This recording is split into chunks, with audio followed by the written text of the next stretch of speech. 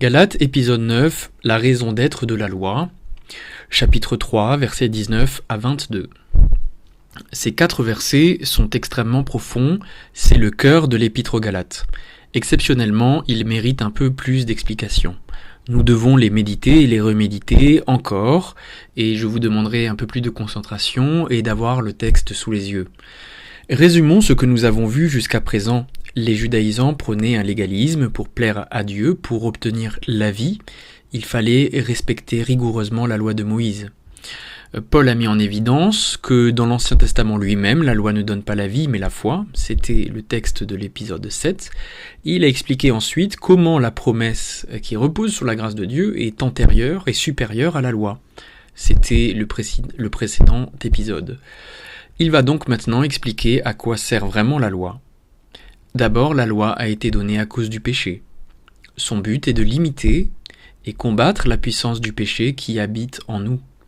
La loi n'est donc pas une finalité en soi, elle est donnée pour ses conséquences par rapport au péché.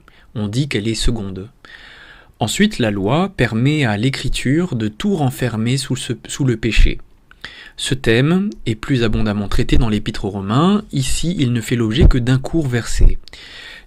Ce verset veut dire que l'exigence de perfection de la loi met en échec tous les hommes qui souhaitent être parfaits et met ainsi en évidence que tous les hommes sont en fait pécheurs devant Dieu.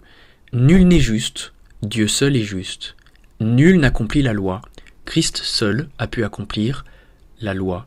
Voici la vraie fonction de la loi, établir la culpabilité de tous les hommes. Cet enseignement est opposé à celui des judaïsants, car eux voyaient au contraire dans la loi le moyen pour l'homme d'obtenir la perfection. Pour le moment, laissons de côté le verset difficile sur les médiateurs, rappelons seulement que dans la tradition juive, on reconnaissait que la loi de Moïse avait été transmise par l'intermédiaire des anges, et ça la distinguerait encore de la promesse qui, elle, a été donnée par Dieu seul. Mais concentrons-nous plutôt sur les versets 21 et 22. Expliquons quelques termes. La justice est une qualité, la qualité de celui qui arrive à respecter parfaitement la loi. C'est une qualité qu'en fait seul Dieu possède. L'expression « la vie » désigne la vie divine, la vie que seul Dieu possède. Si l'homme pouvait devenir juste par une loi, alors il y aurait bien une loi qui donne la vie, et inversement, si la vie était donnée par une loi, alors l'homme pourrait devenir juste au moyen d'une loi. Mais non seulement Dieu n'a pas institué la loi dans ce but, mais en plus il est impossible qu'elle remplisse ce but puisqu'elle a été donnée pour prouver que l'homme est pécheur.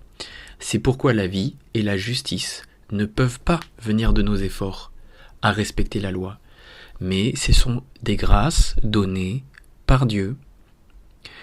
Comme la loi ne peut donner la justice et la vie, Paul précise que sa validité est limitée dans le temps.